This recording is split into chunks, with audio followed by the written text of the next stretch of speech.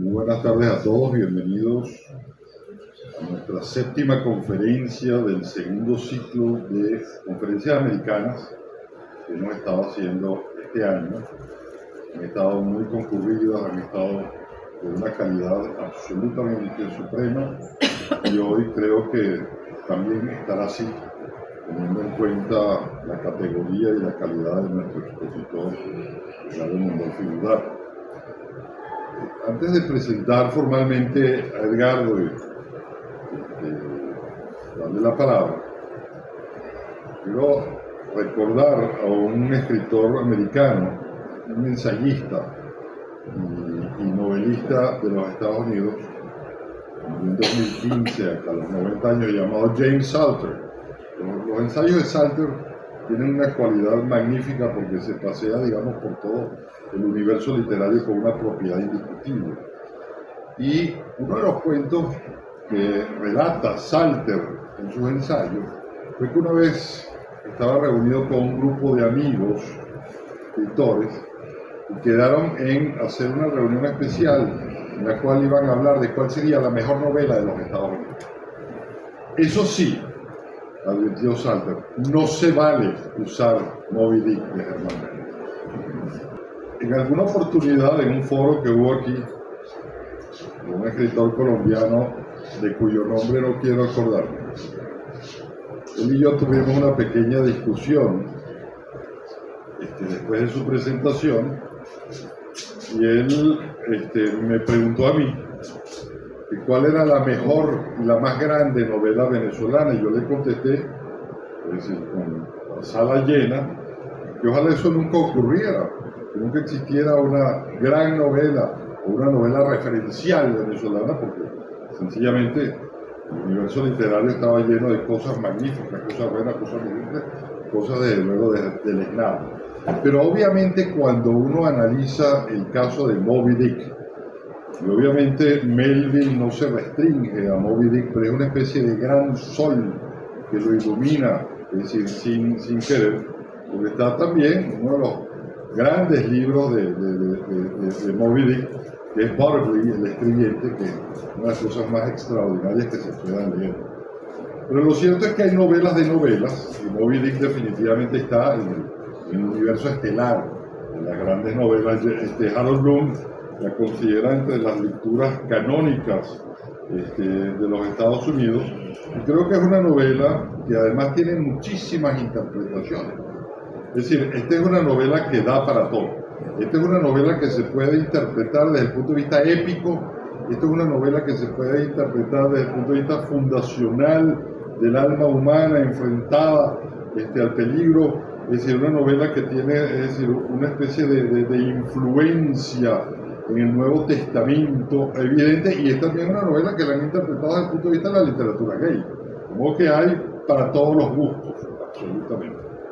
Yo desde luego no voy a entrar en ninguna consideración, voy a materia del expositor, Edgardo Mondolfi.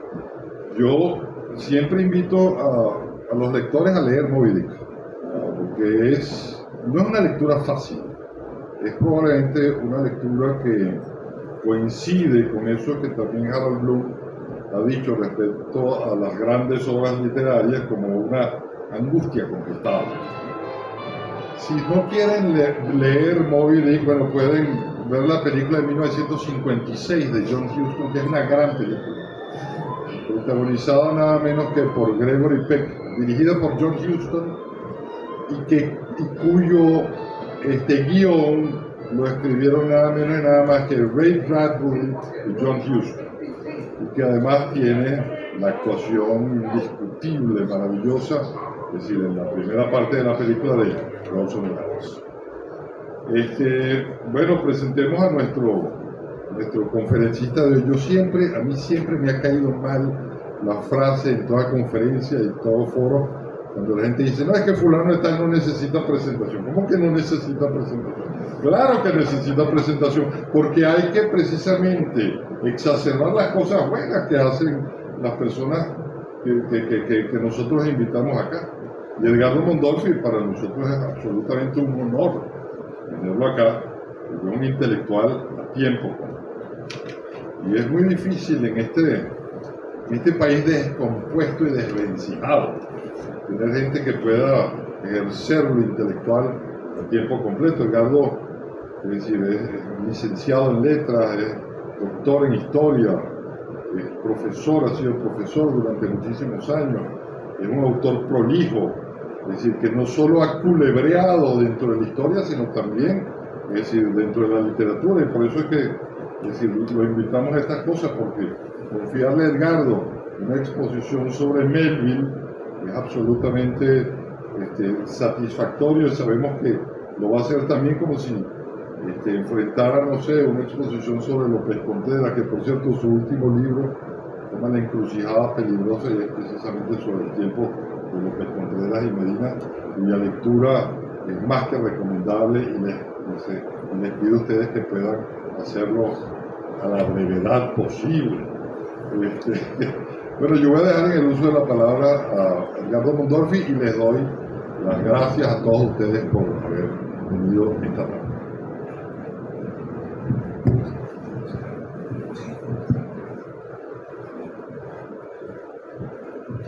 Muchas gracias, querido profesor Crispin,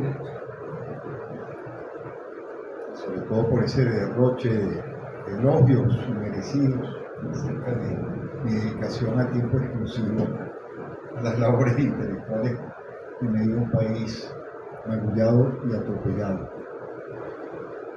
Y vistas algunas cosas muy importantes como para dar inicio a este recorrido en torno a Melville.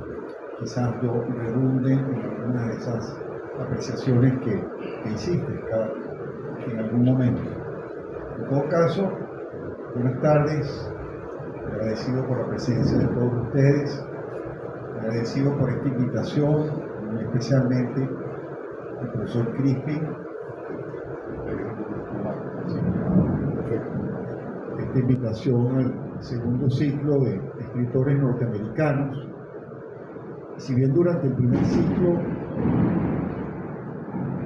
en el cual tuve también el honor de participar, me incliné más bien por el siglo XX y por abordar a uno de mis santos patronos de la literatura norteamericana del siglo XX, como es John Steinbeck.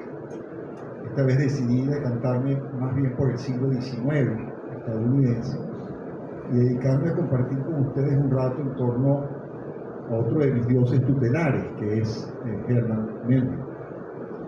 Obviamente no me voy a explanar en la biografía de Melville, porque tales datos biográficos son fáciles de obtener en cualquier enciclopedia, diccionario enciclopédico, incluso libremente a través de la internet.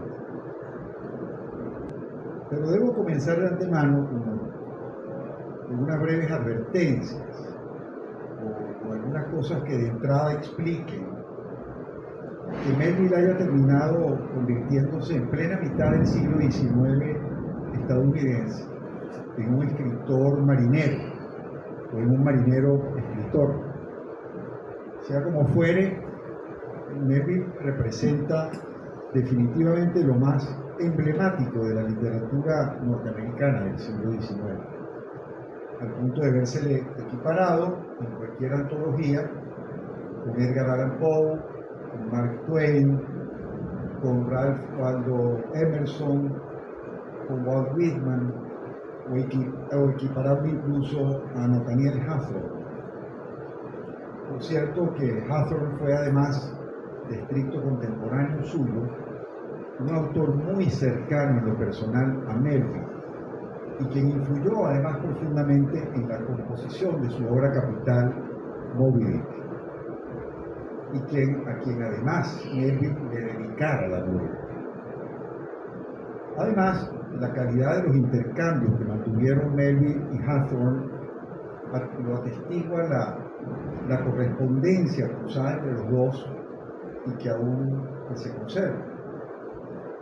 En todo caso, estamos hablando de una vida, la de Melville, que discurre en plena mitad del siglo XIX estadounidense y por tanto de esa mitad del siglo XIX en la cual Melville va a atestiguar de cerca la tragedia de la guerra civil y los inicios del empuje industrialista estadounidense que como dinámica había de transformar el paisaje geográfico y humano de esa sociedad a partir de entonces. Esto obviamente va a tener relación directa con un aspecto de Moby Dick, que es el caso de una industria y de una rama de comercio muy particular, como habría de serlo el de la industria ballenera. Sobre esto precisamente haré algunas puntualizaciones más adelante. Algo importante que también quisiera destacar de entrada es que lo que hace curioso a Melville como escritor marinero, o como marinero escritor, es que su procedencia geográfica fuera de muy tierra adentro, de Albany, Nueva York, donde no existe un solo atisbo de costa a la redonda. Una serie de circunstancias que lucen bastante bien explicadas en cualquiera de esas fuentes biográficas, especialmente en la biografía canónica de Melville, escrita por John Howard en 1951, terminan por aclarar o dar a entender la razón por la cual Melville derivó hacia una vida náutica. Basta con decir que como resultado de una bancarrota familiar, Melville comenzó a ganarse la vida como empleado de banco, empleado bancario, para acabar convirtiéndose en simple grumete. Así empezó, como quiso definirlo Jorge Luis Borges, su larga amistad con el mar. El propio Melville se jactaría de decir que tanto Yale como Harvard habían sido para él un barco ballenero. Pero así como Walt Whitman, por ejemplo, fue siempre un sedentario incorregible, Melville, así fuera por razones atadas a su adversa biografía, terminó convirtiéndose en cambio en un alma errante.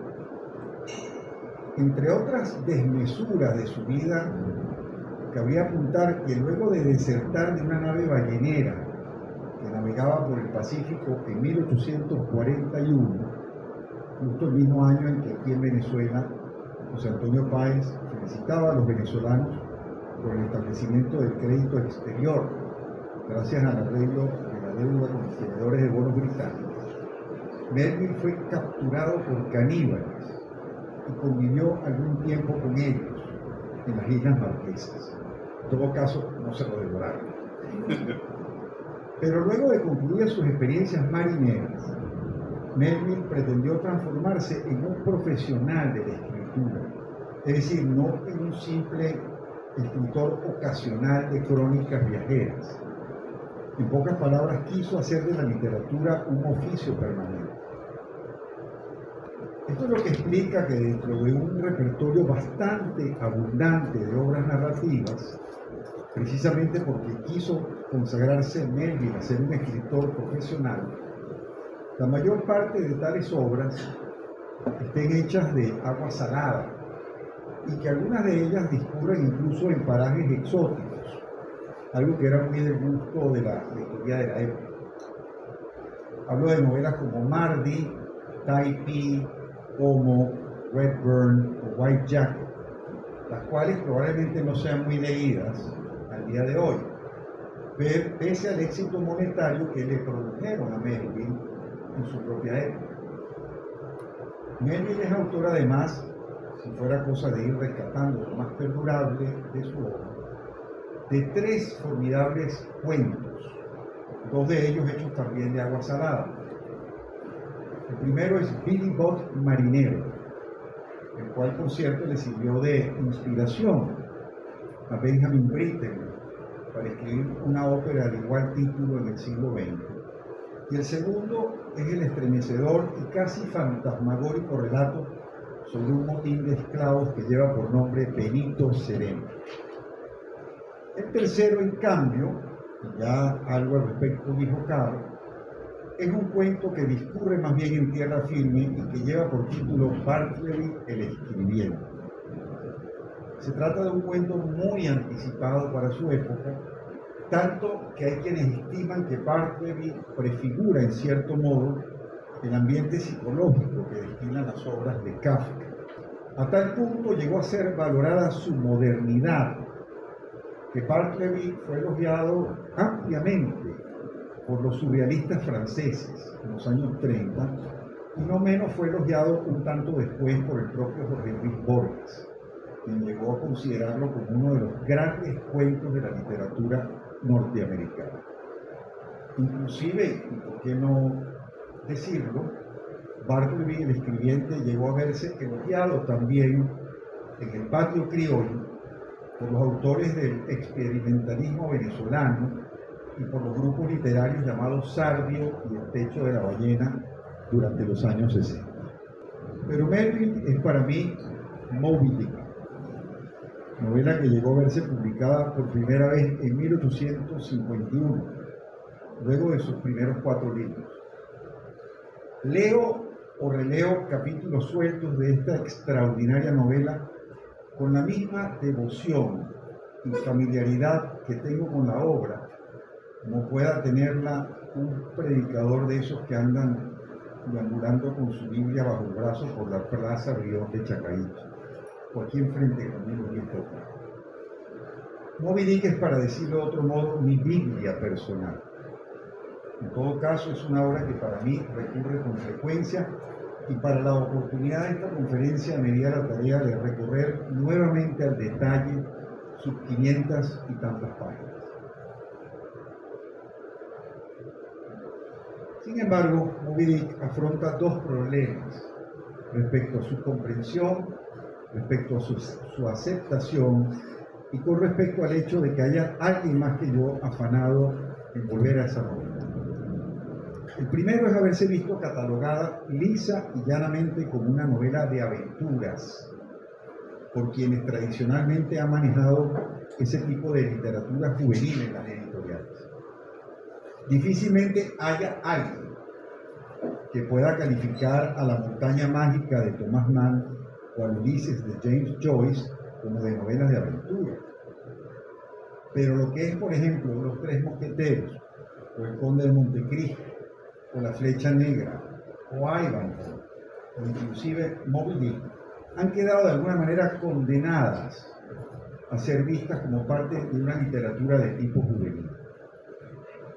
Dicho de otro modo, es una literatura vista como una literatura que se lee una sola vez en la vida, que se lee muy tempranamente, que se lee en ediciones abreviadas, o que se lee en muchos casos llenas de ilustraciones como aventuras que se supone que son, y que luego se da por entendido que son novelas de iniciación para quien esté aprendiendo a disfrutar de la literatura.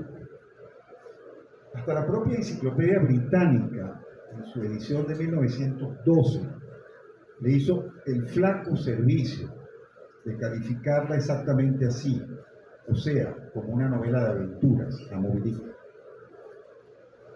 En el caso de Moby Dick, esa suerte que ha terminado corriendo es bastante injusta, por tratarse de una novela de una enorme complejidad, sobre todo de una enorme complejidad simbólica.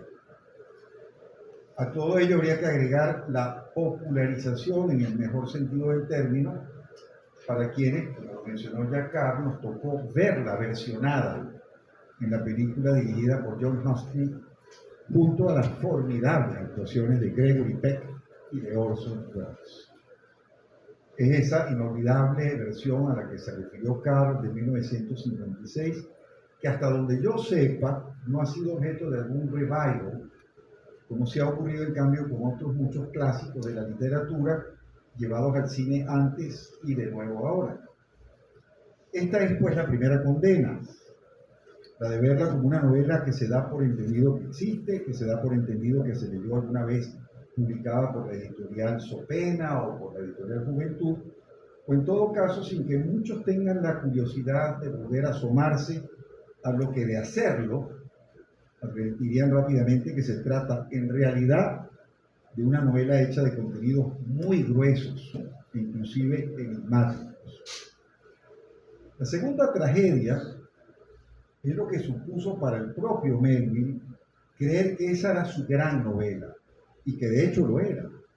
Pero el caso es que Melville tuvo la desgracia de experimentar la más absoluta indiferencia por parte de la crítica contemporánea hacia Moby Dick. Para decirlo breve y rápidamente, la importancia y profunda novedad de Moby Dick no fueron inmediatamente reconocidas. Fue recibida más bien como una novela extraña o como una novela poco cautivada. Por las razones que fueren, Melville murió en la amargura de suponer que lo que para él había sido una empresa de vida, por lo mucho que tardó en escribirla y por lo mucho que tardó en documentarse para concebir esta tragedia, porque a fin de cuentas Moby Dick es una gran tragedia, terminó trocándose en motivo de desilusión. Sin ir muy lejos, esto es lo que el propio Carl Crispin dejó apuntado en una entrevista que le hicieron y que hablando de Melville dijera lo siguiente, y cito a Carl: existe un caso terrible, el caso de Herman Melville, que murió en el olvido y casi en la miseria, habiendo escrito prácticamente el más grande monumento literario de los Estados Unidos, que es Moby Dick. Fin de la cita. Eso no lo esperaba. Quizás incluso la primera decepción sufrida a tal respecto por Melville consistió en que la primera edición de esta obra, que se hizo en Inglaterra, llevó el genérico título de La ballena, The Whale. Así se tituló la novela en su primera versión, lo cual no generó absolutamente ninguna curiosidad. De modo que en líneas generales la novela tuvo una recepción, si no negativa, hecha al menos de enorme indiferencia, hasta prácticamente desaparecer de la vista de todos y pasar como una novela no leída hasta unos buenos 60 años más tarde. Porque en realidad fue el siglo XX el que se hizo cargo de rescatar la magnitud de esta novela y de lo que esta novela implicaba para la modernidad. Esto fue lo que llevó a los críticos de entonces, a comienzos del siglo XX, a hurgar en una novelística como la de Melville, que no había sido tomada muy seriamente en cuenta hasta entonces. Para decirlo de otro modo, esas cualidades muy particulares de Moby Dick, en términos de discontinuidades narrativas y de experimentalismo bastante antitradicional a la hora de narrar, llevó a que tales peculiaridades se vieran revaloradas hasta lograr que en torno a Moby Dick se fuera construyendo una nueva audiencia.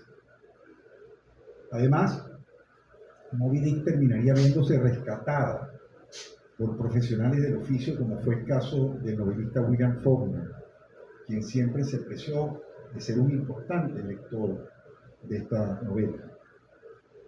También cabría agregar a los efectos de este revival de Melville ya en el siglo XX, lo que supuso ser el entusiasmo con respecto a Moby Dick expresado un escritor de la calidad de D.H. Lawrence en sus estudios sobre la literatura clásica norteamericana, publicados en 1923.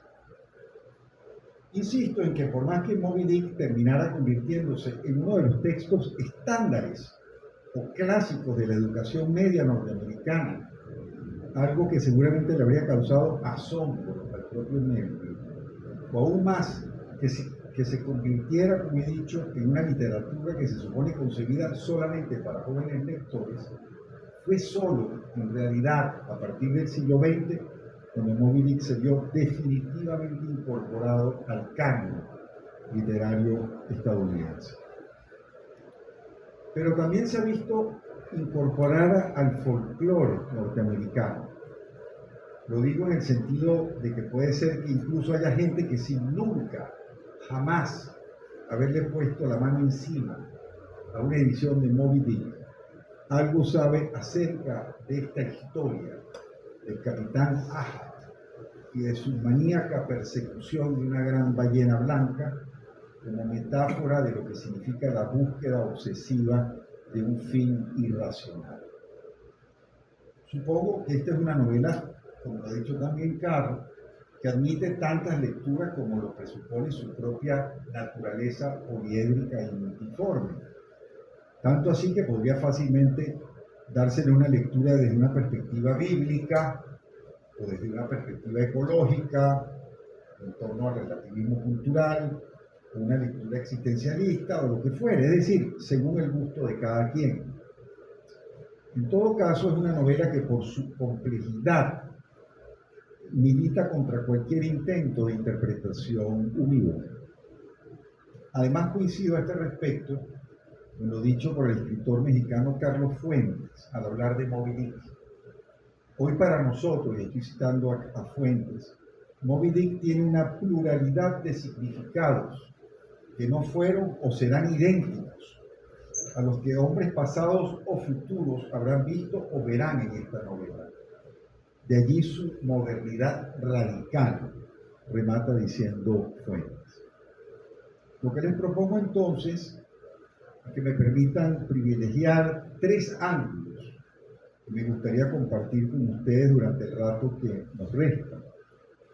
En primer lugar, ver a Moby Dick como una alegoría política.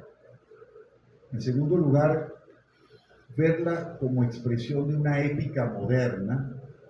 Y finalmente, ver a Moby Dick como reflejo de una industria azarosa y llena de riesgos. Moby Dick como alegoría política.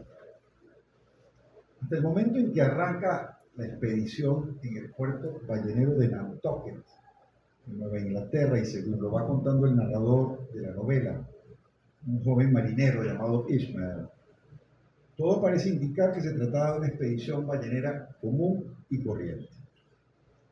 Se supone pues que era un viaje en el cual los tripulantes se lanzaban al mar con el propósito de trabajar en la pesca de ballenas, de verse monetariamente recompensados por su faena y a fin de cuentas generarle un retorno práctico a los dueños de la nave. Con tal fin, se llevan a bordo los aparejos, se llevan a bordo los arpones, se llevan a bordo los víveres para muchos meses en alta mar, todo ello bajo el riguroso control contable de los capitanes de esa industria en Nantucket, a los cuales el narrador Ishmael caracteriza como empresarios movidos por un hondo puritanismo, todos ellos ex balleneros, todos ellos curtidos en el oficio, todos ellos pendientes de que no ocurra el menor desperdicio a bordo de lo que se lleva, y a fin de cuentas todos ellos atentos a que no se malbarate un solo penique en nombre de ese sentido muy cuáquero de la vida. Voy a citar solo un pequeño extracto de la novela para que se entienda mejor lo que estoy diciendo. Quien habla en este caso es uno de los armadores, dueños de la nave, que se dirige a los marineros, diciéndoles lo siguiente antes de zarpar. Sí, no desfonden los barcos, no desfonden los botes inútilmente, arponeros. Sean prudentes en la caza, marineros. Las tablas de cedro han aumentado un buen 30% este año. No pesquen demasiadas ballenas un día domingo, pero no vayan a despreciar una buena utilidad tampoco, pues eso sería despreciar los dones del cielo.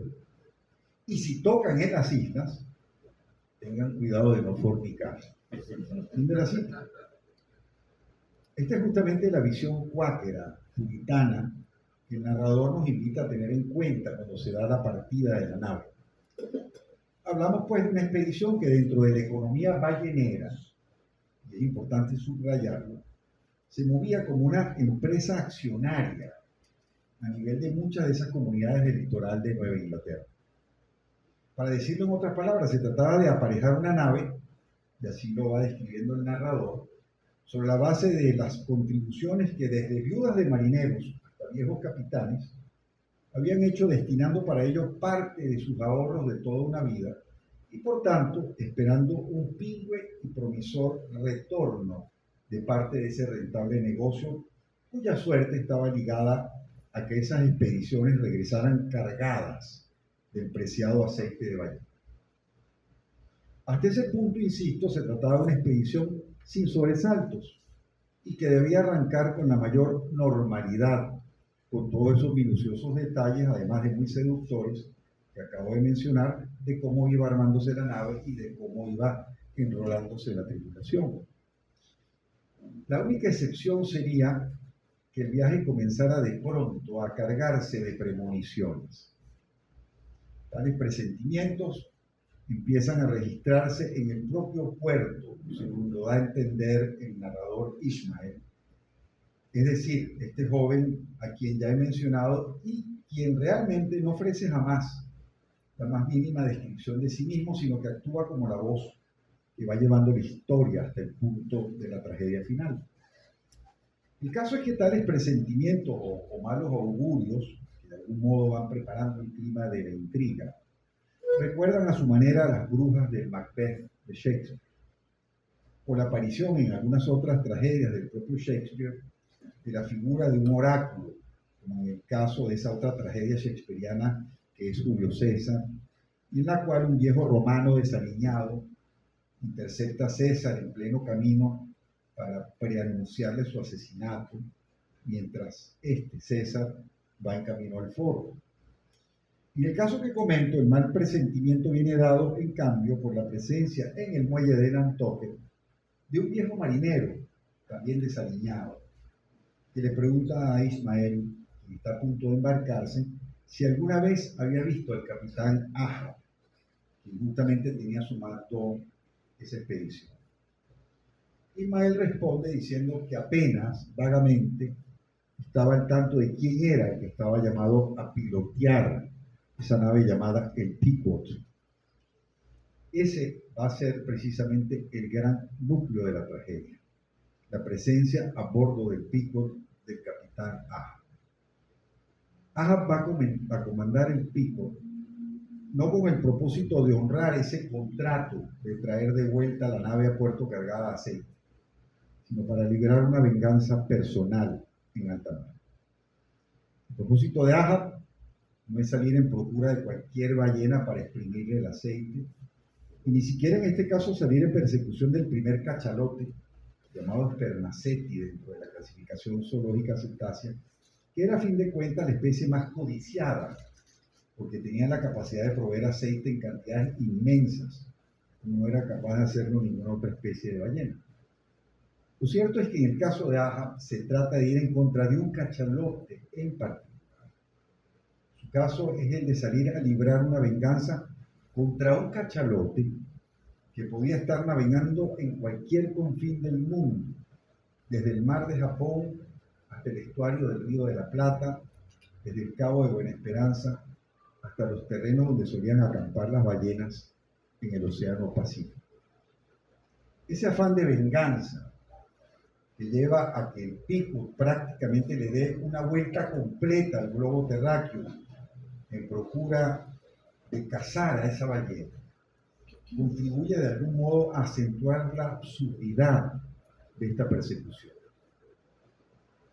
Para más, sería una ballena que tendría la particularidad de cargar con un nombre propio, Mossadegh para unos, Moby Dick para otros. De Moby Dick había sido víctima el capitán Ahab en una expedición anterior, durante la cual esta ballena lo había mutilado, privándolo horrorosamente de una pierna y habiéndole masticado medio cuerpo. Ahab hace de este misterio que no le anuncia al resto de la tripulación hasta verse bien más adentro, el objeto de una gigantesca y escalofriante obsesión monomaníaca. Su único propósito, insisto, es de ajustar cuentas y librar una venganza personal, comprometiendo de paso la vida y la suerte del resto de la tripulación. A partir de aquí es que arranca su loco afán de venganza. Es decir, por encima de cualquier tarea pragmática, Ahab ha convertido el viaje comercial del Pequod en un viaje personal, hecho de odio, en busca de la ballena que lo mutiló. De modo que la voluntad de Ahab solo atiende a sus propios dictados, sin que para nada le importe el propósito original de la empresa.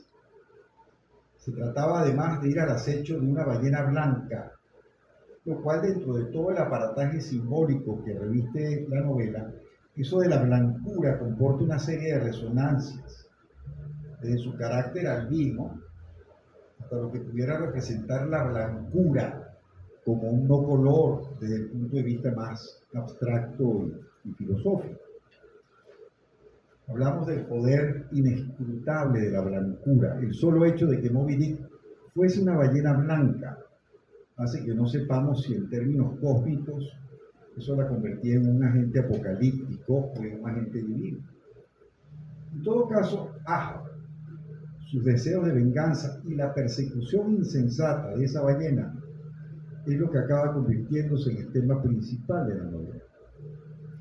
Ahab actúa pues como una alegoría del mal gobierno, del gobierno tiránico, de quien ejerce la autoridad a bordo de esa nave, no para recompensar la faena de sus marineros, ni mucho menos para gratificar los bolsillos de los inversionistas y dueños de la nave en Nantucket, sino para hacer de la nave su instrumento y para hacer de sus balleneros sus satélites, en la intención que trae de darle cacería únicamente a esa ballena. Obviamente, dentro de tal dinámica, Ahab, quien es un personaje enigmático, siniestro y dictatorial, comienza a hacer que la propia tripulación se subordine poco a poco a su designio monomaníaco. En tal sentido, para mí es justamente fascinante ver esta novela como una alegoría del mal gobierno, tema que fue muy del gusto de la literatura política desde los tiempos de los tratadistas medievales hasta los dramaturgos isabelinos, al estilo del propio Shakespeare. Esto es justamente lo que en materia de fuentes muy cercanas a Melville, como lector, hace que uno piense enseguida y muy shakespearianamente en el caso de una obra como El Rey Lear, como alegoría del mal gobierno, o también en Ricardo III, aun cuando esta pueda ser más bien una alegoría de la usurpación. Pero Ricardo III es también a su manera una alegoría del mal gobierno, puesto que de algún modo Ricardo III va a personificar el inicio del mal gobierno hasta darse su trágico final en la obra de Shakespeare. Quisiera ir poniéndole un poco más de costuras a este punto, agregando algunas precisiones. Moby Dick es pues una alegoría dirigida a lo que significa que la sociedad de los hombres se vea sometida a un designio comandado por la voluntad de quien alienta una obsesión monomaníaca en contra de un adversario. Ahab es, a fin de cuentas, uno de los personajes mejor tallados, aún dentro de todo lo esquiva y elusiva que pueda resultar su presencia en la novela. Porque lo cierto es que, excepto solo hacia el final de la novela, Ahab no es una presencia que uno logra visualizar totalmente a cuerpo entero. Es más bien una presencia fugaz, que continuamente sube a la cubierta y baja a su castillo de popa, esperando impacientemente a que aparezca en algún momento Moby Dick. Pero en el descubrir de esa presencia fugaz, palpita su tiranía y especialmente su capacidad para la manipulación. En este sentido, Ahab se prevale de una serie de artilugios para terminar ejerciendo un control total sobre su grumetería. Todos, absolutamente todos, quedan al final hipnotizados por su ego. Es así que Ahab va forzando a que el resto de la tripulación comparta su juramento de venganza en contra de la ballena. Lo hace en primer lugar explotando la avaricia y rompiendo la solidaridad de esa comunidad marinera en caso de que alguno desconfiara todavía de esa delirante empresa sobre la cual empezaba a hablarle el capitán. Ofrece a Ahab, por tanto, una recompensa. Ofrece un doblón de oro, clavado en el palo mayor de la nave, al primero que aviste a la ballena. Es decir, maneja un elemento aliciente, llamado a hacer que sus marineros se plieguen a su voluntad monomaníaca. De algún modo, ese incentivo perverso, esa oferta del capitán Ahab, ese señuelo, esa recompensa para él poder darle curso a su designio, es lo que hace que se desate entre la marinería el deseo egoísta de ser cada quien el primero en querer avistar a ese mastodonte de agua salada, que es el objeto del odio y de la venganza personal del capitán. Pero tampoco se queda atrás su diabólica capacidad para la persuasión retórica.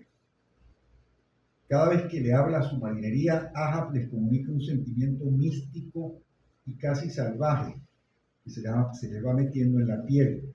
Es como si del fondo de cada cual de estos marineros saliera a relucir de pronto los sentimientos más atávicos y primitivos. Por último, tampoco era fácil rechistar, por más que Starbuck, su primer oficial y la voz máxima del sentido común en esta novela, dijese en algún momento de la obra lo siguiente: yo vine a cazar ballenas, no a complacer la venganza de mi capitán. ¿Cuántos barriles le dará su venganza? No le conseguirá muchos en el mercado de Nantucket, de la cita. Pero al final hasta el propio Starbuck se rinde ante tal propósito. Carece de la fuerza moral suficiente para aplacar por sí solo la locura de Ahab. ¿Y por qué digo que no era fácil rechistar tampoco? Porque hay algo que siempre complica el gobierno a bordo de una nave como esa. ¿Cuál era la estructura jerarquizada y muy piramidal que solía caracterizar a un barco ballenero? Desde el capitán hasta el último grumete, pasando por los comodoros, los barconeros, los fogoneros y los marineros comunes y corrientes. En este sentido, además, dentro de los rígidos códigos del accionar naval, el castigo impuesto al delito de amotinamiento, al delito de rebelión o a cualquier acto de contumacia a bordo de una nave era algo que podía lucir pavoroso. De hecho, existe un relato tangencial dentro de Moby Dick que tiene que ver con un amago de amotinamiento, referido a otra nave que regresaba entonces de una desgraciada expedición ballenera y que tropieza justamente, pero en sentido contrario, con el mismo curso que llevaba fijado el Pico. No por casualidad, ese otro barco había avistado a Moby Dick, causándole pavor a sus cuasi amotinados tripulantes. De hecho, me voy a permitir hacer aquí una breve digresión respecto a eso del delito de desobediencia de acuerdo con los códigos navales. Pues bien, el caso es que Billy Bob, el maravilloso cuento marinero que les comentaba hace un momento, que formaba parte del canon melvilliano, tiene que ver justamente con un marinero que fue sometido a la rudeza de los azotes. De algún modo, dicho sea de paso, este relato le sirvió a Melville para denunciar los desmesurados tratos que aún eran práctica habitual en la marina mercante, por no hablar de la marina de guerra, en la que le tocó navegar, en el caso de la mercante. En todo caso, contra viento y marea, para usar una expresión náutica, Ahab termina ejerciendo un poder omni supremo dentro de la nave. Al fin y al cabo, Ahab arrastra al resto en esa carrera desenfrenada hacia el desastre. Todos van a formar parte de la misión vengativa del Pico al final. Por más que incluso a la mitad de la novela aún haya ratos en que se escuche el murmullo y el rumor de la marinería descontenta y sorprendida por el empeño monomaníaco del capitán Ahab, aún así Ahab logra ejercer esa triple combinación a la cual me he referido: amenazas basadas en su violenta autoridad, alocada persuasión retórica y el deseo de explotar la avaricia, ofreciendo un doblón de oro para conquistar tal ascendencia respecto a sus propósitos. De algún modo, no costaría ver en esto que les estoy comentando una especie de prefiguración de las tiranías modernas, de las tiranías de masas, que habían de advenir en el siglo XX como expresión totalitaria del poder ante una sociedad, si siguiéramos tratando de hurgar en esto que podría llamarse el mal gobierno. Al final, la causa monomaníaca de Ahab se convierte en una causa fanáticamente asumida por toda la tripulación. Y el único que se salva de encontrar la muerte y de perecer ahogado es el joven Ismael. Lo hace para contar la historia de la irresistible dictadura de Ahab, luego de que Moby Dick destruyera en pedazos al Pico y arrastrara al propio Ahab consigo hacia la vida. A partir de entonces, Ismael entenderá mejor que nunca lo que significaba su propia finitud, o mejor aún, lo que significaba el orgullo pecaminoso que puede llevar a alguien hacia el camino de la autodestrucción, basándose para ello, como lo personificara el caso de Ahab, en el desprecio hacia el resto de los hombres. Ismael entenderá pues que la venganza ciega había llevado a la perdición de todos. En este sentido, creo que a fin de cuentas la novela es una alegoría acerca de los peligros de la autoridad y al mismo tiempo de las bondades de una libertad responsable. Quisiera concluir este punto con lo siguiente. De buenas a primeras, podría parecer que el profundo individualismo de Ahab era algo que le estaba sirviendo de fundamento a Melville para cuestionar al mundo moderno y en general para articular una crítica muy profunda del ethos estadounidense. Pero visto de otro modo, creo que lo que justamente estaba haciendo Melville era defendiendo al ser estadounidense frente al archi-individualismo de Ahab. A ver si logro explicarlo un poco mejor. Melville no está cuestionando las energías individuales o individualistas. Lejos de ello, lo que está es exaltando un mundo federado en torno a la responsabilidad compartida y el sentido común, todo lo cual puede venirse a pique por causa del orgullo fatal, del orgullo demoníaco de alguien como Ahab. Lo que hace Melville es reivindicar las normas de convivencia de una sociedad que descansa sobre lo que implica el valor de la faena común, es decir, la idea de una sociedad dispuesta a trabajar lado a lado, codo a codo, en el entendido, democráticamente hablando, de que el trabajo común era lo que los colocaba a todos en una situación de responsabilidad compartida. Lo que está criticando Melville es el orgullo desenfrenado, el orgullo excesivo que destruye la armonía de una sociedad. Ahab es la irresponsabilidad capaz de perder de vista los límites. Ahab es indiferente a esa ética del trabajo que Melville enaltece, el trabajo común. Ahab es un Prometeo moderno, piensa que tiene el derecho de disponer de la vida y de la muerte de los hombres. Su fuerza demoníaca hace que toda su tripulación se vea sacrificada ante sus designios. Lo suyo es la irresponsabilidad, capaz de retar a los dioses o por mejor decir, de ofender al dios puritano.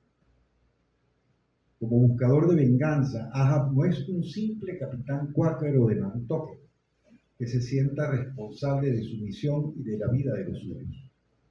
Es un Jonás que no se redime de su desobediencia.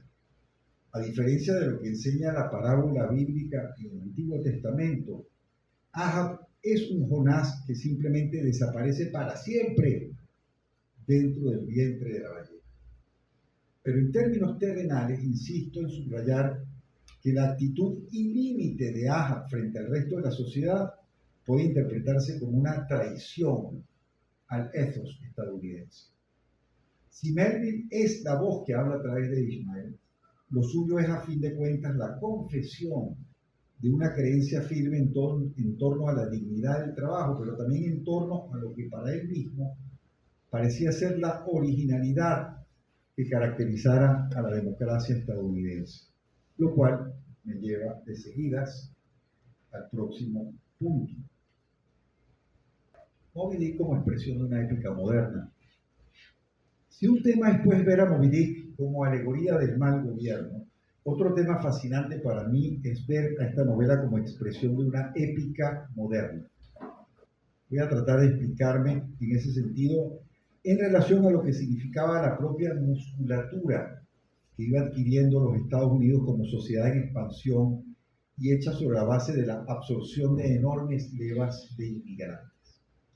Moby Dick puede generarle a uno, como lector, resonancias casi homéricas, sobre todo al tener al inmenso mar como gran protagonista, pero también podría tener resonancias shakespearianas, al juzgar, como lo he dicho, por la catadura de su personaje principal, que es el Capitán Ahab. Pero sin la menor duda, Moby Dick tiene también un componente épico de resonancias medievales, aunque se trate más bien de una épica en prosa, de una épica moderna y en suma de una épica democrática. Voy a tratar de explicarme.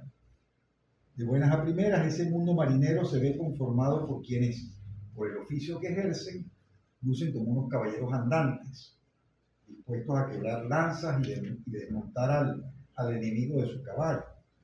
Pero en realidad son arponeros, extraídos de lo más común de la sociedad estadounidense y quienes a la vez cargan consigo una especie de escuderos que los asisten en la faena de asediar y exterminar ballenas en alta mar.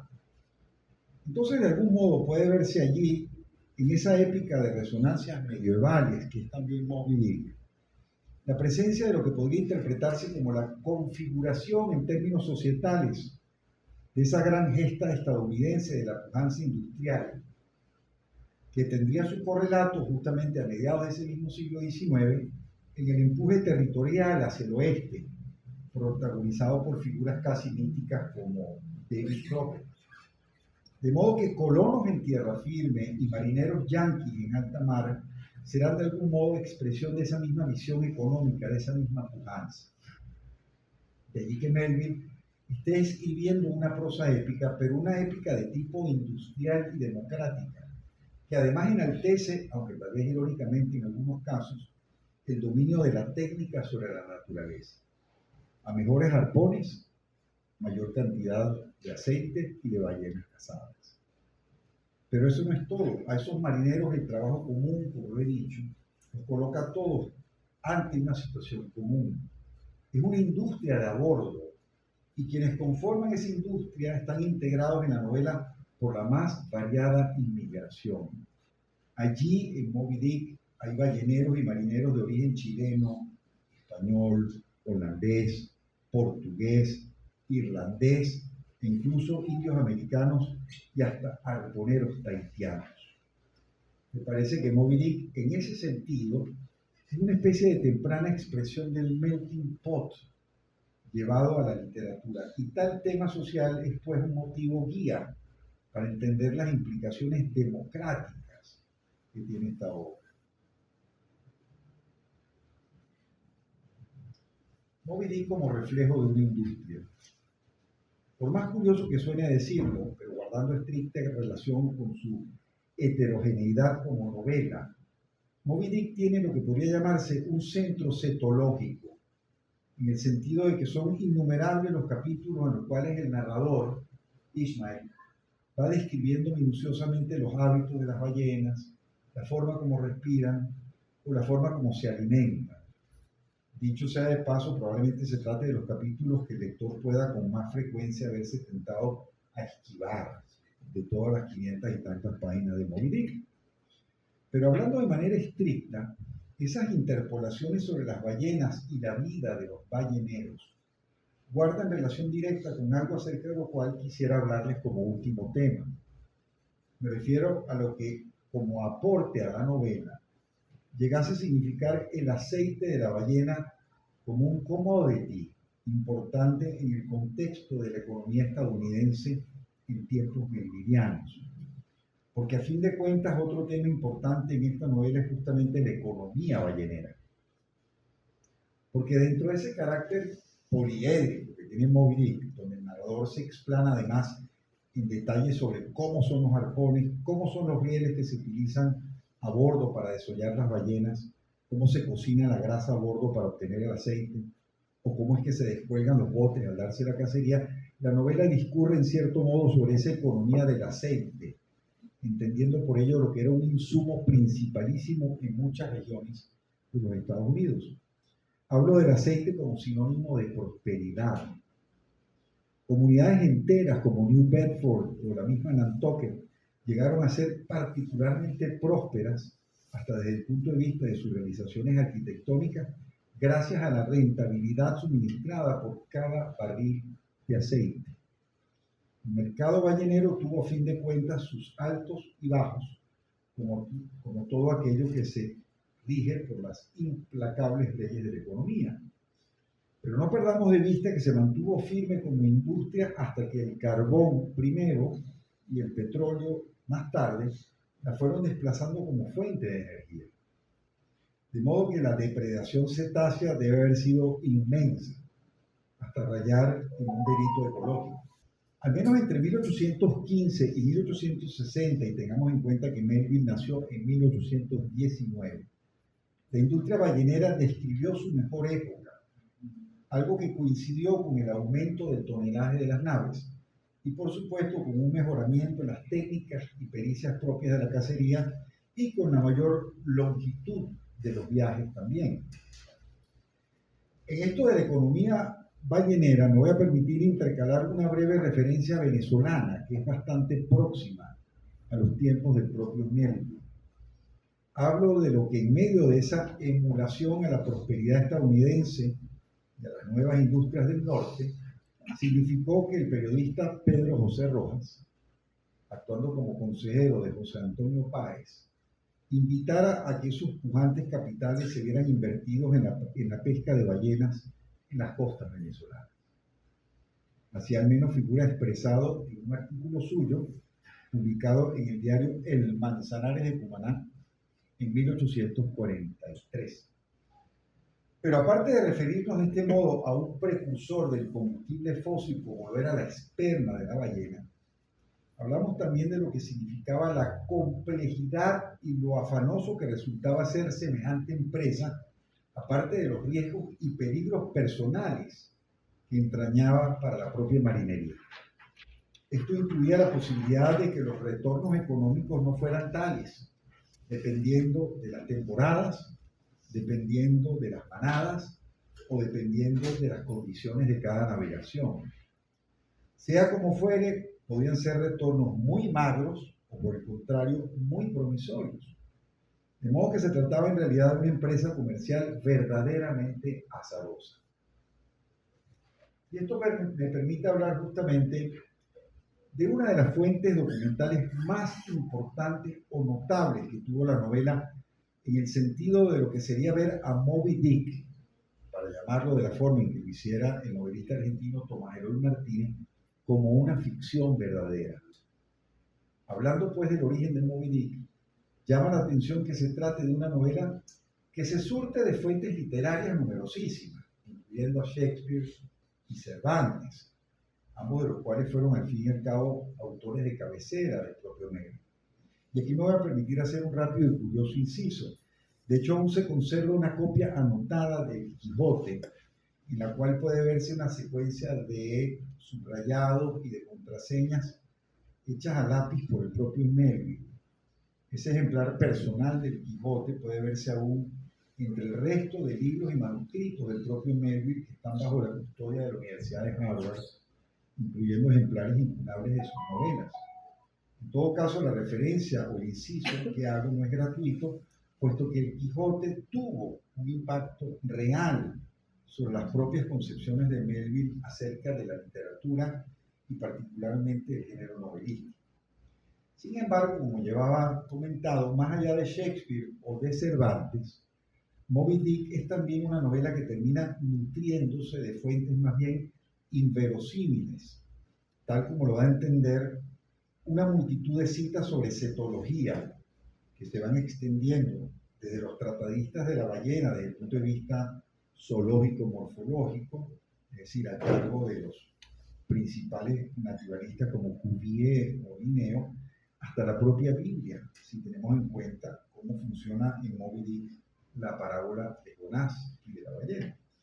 Pero también tienen cabida aquí como fuentes algunos relatos marinos o crónicas sobre incidentes balleneros, y es justamente a tal respecto que me gustaría hacer mención de la más importante de estas últimas como fuente documental de la novela.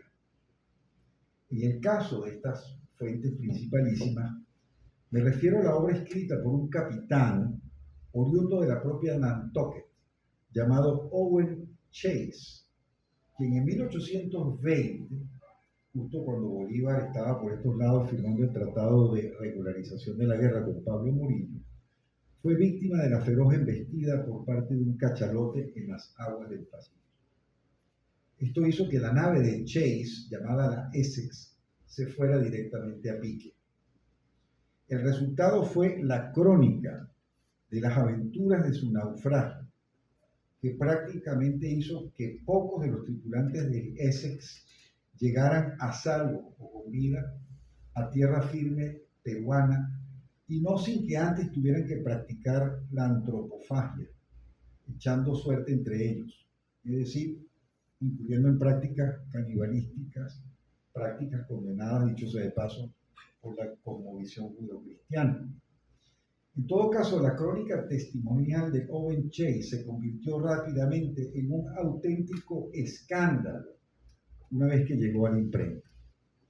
El hecho de que su barco se viera atacado por un cachalote y habiendo perdido prácticamente a toda su tripulación, repercutió muy negativamente en Nueva Inglaterra. Al parecer, el libro de Owen Chase desató una estampida que llevó a pique también a la industria ballenera durante cierto tiempo, deprimiendo a ese mercado hasta un punto alarmante.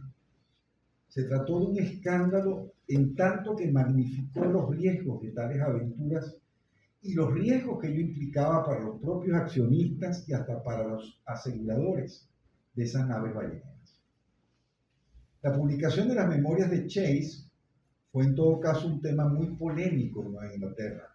De hecho, hubo hasta el intento de llevar a juicio a su autor para que se viera refutada la verosimilitud de su relato. Por escandaloso, esto quería decir además el hecho de que semejante naufragio disuadiera a las propias tripulaciones balleneras de seguir incurriendo en esas prácticas tan arriesgadas.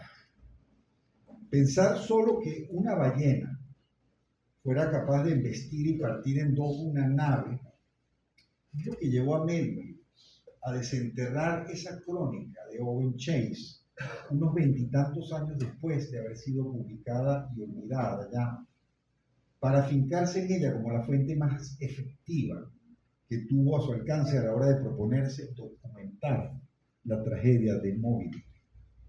De hecho, el propio Melville dejaría una nota diciendo: la narración de Owen Chase y la suerte corrida por el Essex tuvo sobre mí un efecto sorprendentemente devastador. ¿Tiene sentido volver a leer Moby Dick? En estos tiempos de tanta sensibilidad ecológica, ¿tiene sentido salir todo salpicado de sangre y percudido del nauseabundo olor del aceite rancio desprendido por aquellas ballenas? Obviamente Moby Dick no es una novela eco-friendly, y esto quizás explique que ni por error alguien haya pretendido llevarla al cine de nuevo. Pero si a lo ecológico se refiere, creo que en realidad es una novela que más bien luce como asombrosamente moderna. Aquí no se trata de expresar el confiado dominio del hombre sobre la naturaleza, tal como había podido entenderlo el ideal del progreso en el siglo XIX de Melville. Aquí no se trata de ver a la naturaleza como enemiga. De hecho, sí es cosa de ir más lejos. Es Ahab quien busca a la ballena, y no al revés. La ballena blanca no necesariamente personifica las fuerzas del mal. Al contrario, es la naturaleza, como fuerza impersonal, la que intenta redimirse del atropello que se le inflige y en suma vengarse de la demencia humana. Es Ahab quien inquieta a la naturaleza basado en su orgullo excesivo. Al perturbar a la naturaleza, al retarla, al ofenderla en nombre de la técnica, la ciencia y el progreso, me parece que Melville estaba hablando más a las sensibilidades de la posteridad que a las sensibilidades de su propio tiempo. Ofender a la naturaleza, y lo sabemos, comporta sus consecuencias. Ni qué decir tiene, por otra parte, su profunda crítica al delirio individual, porque el verdadero adversario de Ahab no es Moby Dick, es el orgullo y el egoísmo que han hecho de Ahab capaz de destruir al resto de sus congéneres solo por conseguir sus propios fines. Es de los Ahabs de quienes debemos cuidarnos. Me refiero a esos muchos, tantos Ahabs que en estos tiempos manejan ciberdictaduras para hipnotizar y dominar, someter y humillar a sociedades enteras, para quienes la dignidad del prójimo no vale nada, para quienes disponer de la vida de los demás es visto como un derecho derivado de su propia voluntad. De todo esto está hecho Moby Dick, y quizás y mucho más. Muchas gracias.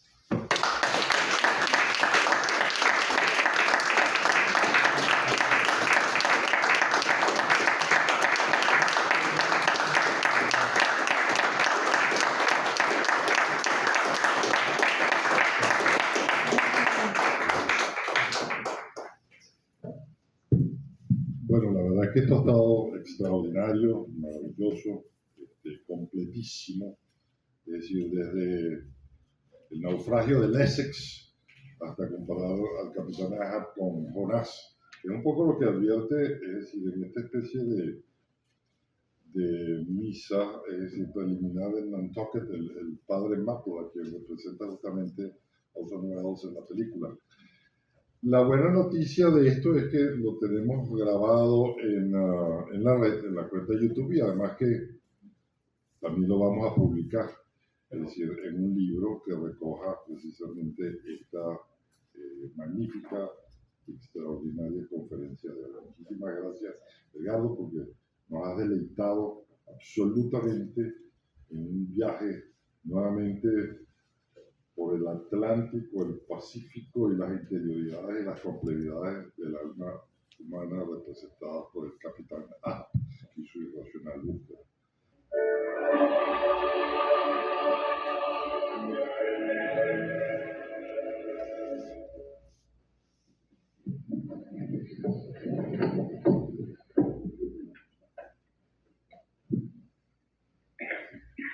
And God prepared a great fish to swallow up Jonah.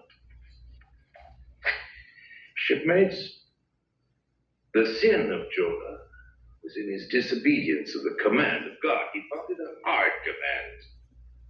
And it was, shipmates, for all the things that God would have us do are hard. We would obey God, we must disobey ourselves. But Jonah still further flouts at God by seeking to flee from him.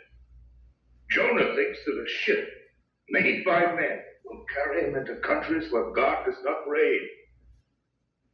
He prowls among the shipping like a vile burglar hastening to cross the seas. As he comes aboard, the sailors mark him. The ship puts out.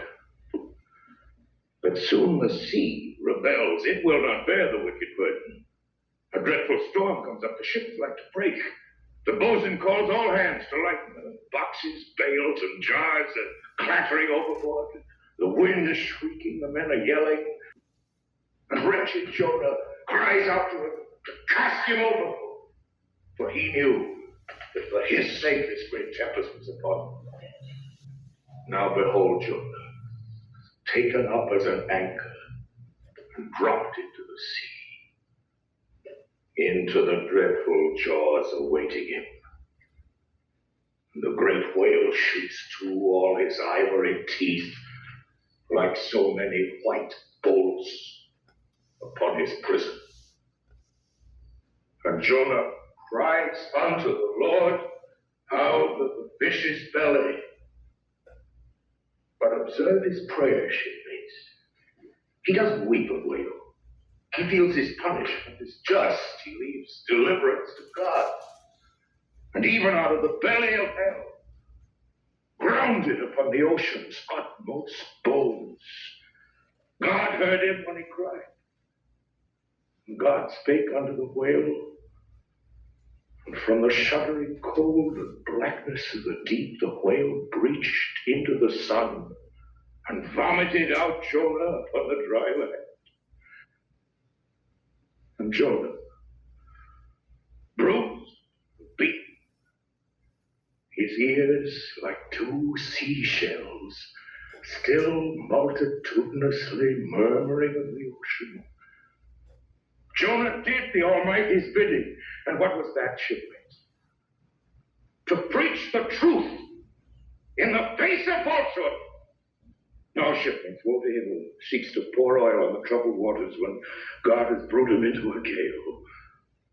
Yea, woe to him who, as the pilot Paul has it, while preaching to others, is himself a castaway. What delight is to him. Who against the proud gods and commodores of this earth stands forth its own inexorable self? Who destroys all sin, though we pluck it out from under the robes of senators and judges? And eternal delight shall be his, who coming to lay him down can say, O Father, mortal or immortal, here I die. I'm striven to be thine, more than to be this world's or mine. Yet this is nothing. I leave eternity to thee. For what is man, that he should live out the lifetime of his God?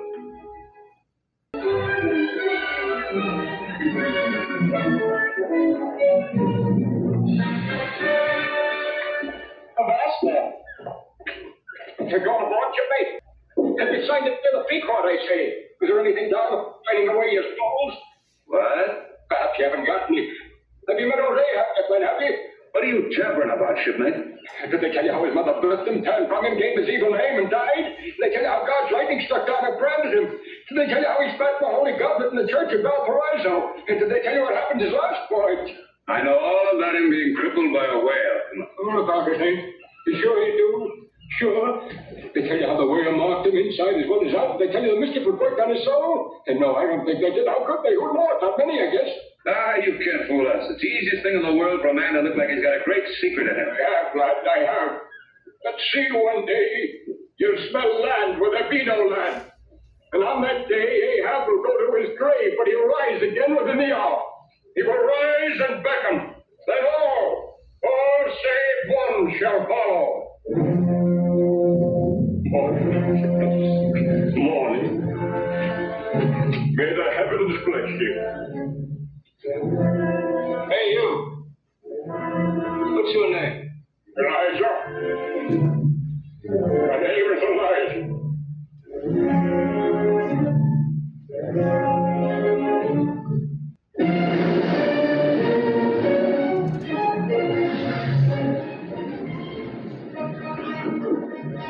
Ever since the beginning of time, man has pitted himself against the power of the sea to learn its secrets, to solve its mysteries. Many stories have been told of ships and the men who sail them, of sea beasts and the men who hunt them. But none has captured the imagination through the years so much as Herman Melville's immortal story of Blackhead, who lost his very soul in the bitterness of vengeance against the great white whale, Moby Dick. You ought to look for the white whale. The whale is white and as big as a mountain of snow. To chase that white whale on both sides of land and over all sides of earth till he spouts black blood and rolls dead out.